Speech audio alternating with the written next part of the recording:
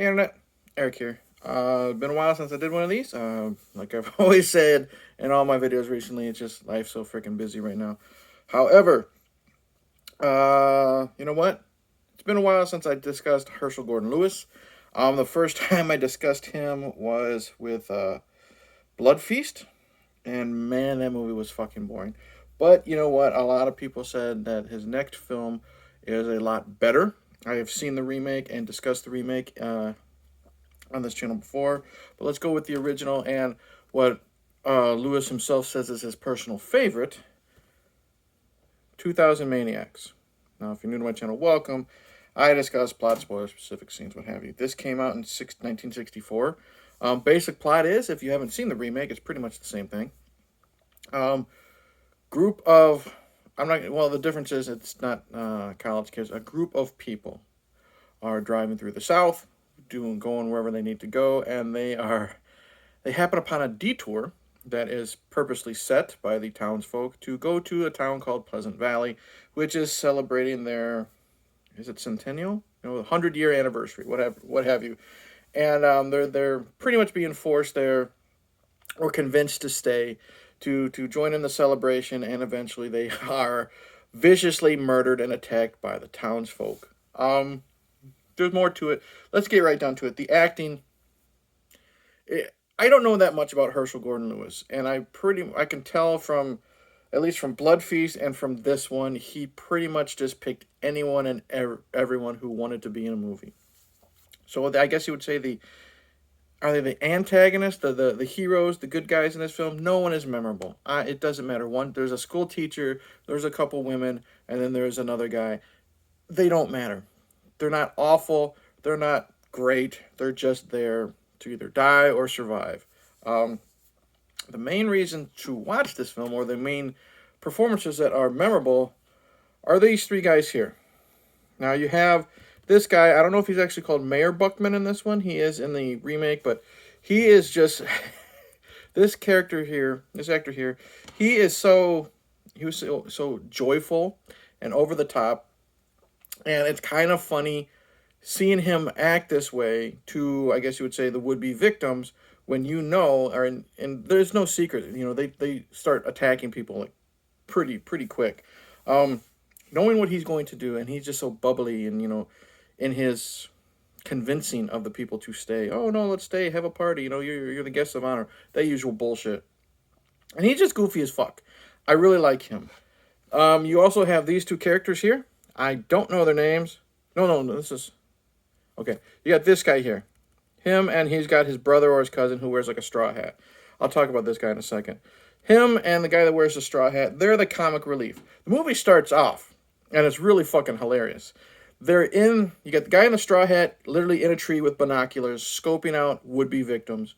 And then, he waves to his brother or whatever, points, he says, hey, get these guys. And then you got this doofus here, and he brings out the detour sign. So he's convincing the people, the road's closed, let's go to Pleasant Valley type of thing. That's a lot of fun. Those guys are really, really funny together. They're goofy, they're stupid, but they're also dangerous. And when they start injuring people or killing people, like with the Firefly family from Devil's Rejects and stuff, you believe it. You're scared, but you're also, they're dangerous, but you're also kind of enjoying watching these two fuckers goof around and overact and be the way they are. They're a lot of fun with how goofy they are. Then you have Harper Alexander right here, who is basically, he's the guy that's got to seduce the women. He's okay. Nothing special. He's kind of bland, in my opinion, but he serves a purpose. There's a girl thrown in there, a female killer. She basically does the same thing. That's it. The killers are memorable for the most part. The victims are not, so it's pretty hit and miss. The main reason to watch this, or a lot of people say, the main reason to watch any Herschel Gordon Lewis movie is for the gore. And with a budget of $2, like Gordon's known to do, it's not that bad. I mean, I've said it before, I'm a sucker for where the blood looks like red paint. I'm a color guy. It looks really cool. We have some, again, $2 budget. We have some thumbs getting cut off. We have arms getting hacked off. We have people getting crushed. We have I do like there is one of the deaths is it's because it's a festival. It's a it's a party, whatever you want to have it. Um, they do something called a barrel roll. They put somebody in a barrel and they roll them down a hill. Although when they throw them in there, they have nails hammered, from the outside in. So as the person rolls, it's poking them and stabbing them as they roll down. The deaths are more creative than they are bloody and well executed. So it's hit and miss. I do like the barrel roll scene though. Overall, we'll get to some problems, but that I mean, when he flops out of the barrel and he's covered with the red paint and stuff like that, it leaves an impact. It looks cool. Um, excuse me.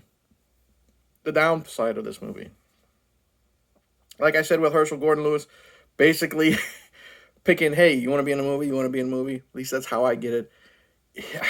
His editing skills are pretty fucking bad in this movie. I don't know if it's because this movie is so old.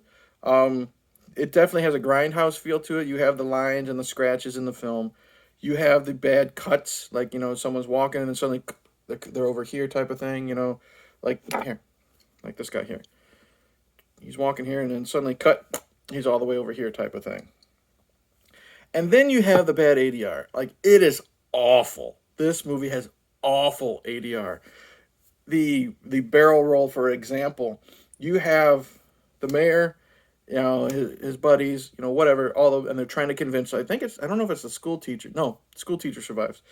You convince the other male victim to get in the barrel and roll down, and their voices are so much lower than how they were in the like in other scenes. It's so noticeable. It's not even laughable. It's just kind of pathetic how bad it is and how this made it through to the final cut. It's so fucking awful. Like I said, the edits are bad. He doesn't seem like he's a very good director, at least from this movie and from Blood Feast. But I will say this: the biggest step up from Blood Feast to 2000 Maniacs is it's not boring, in my opinion. Blood Feast was fucking awful. It was boring. It says here, Blood Feast is 66 minutes, and it felt like 206 minutes. I said that in my review. 2000 Maniacs is not boring, in my opinion. There are a lot of problems with it, like I said. And the twist ending, I guess, you could have figured it out, even if you haven't seen the remake. It's not that big of a twist. You can figure it out right away. And some bad ADR, like when Billy, the little kid, he's called Hucklebilly in the remake. He's the kid that likes to hang cats and stuff. His ADR is just so fucking awful, too. Anyways, a twist ending, you can see it a mile away, but 1964, movies were easier to predict. Overall, is 2000 Maniacs good? No. Is 2000 Maniacs horrible? No.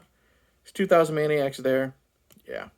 Worth watching. You know what it is? It's the perfect film, perfect type of film. If you have a group of horror fans, come over, drink some beer, eat some pizza or popcorn, whatever, and just put it on to not necessarily put down the phones and watch the whole thing, but just to have something on in the background, watch bullshit about. It serves its purpose. It's one of those films. So, do I recommend it?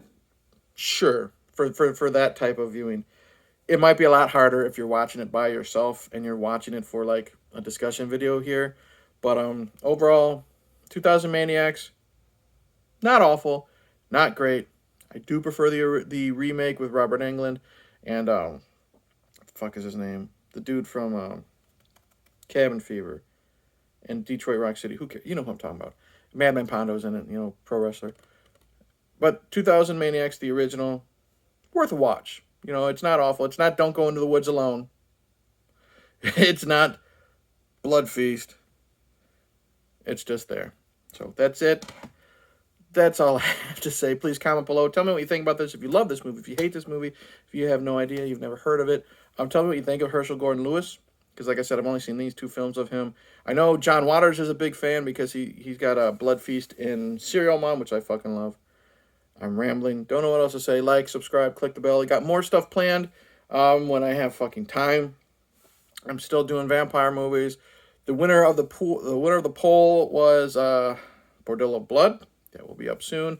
I'm still going to dive into the Phantasm series and still do vampires and some other stuff thrown in there just to keep it fresh whenever I decide to do video. So with that, cheers.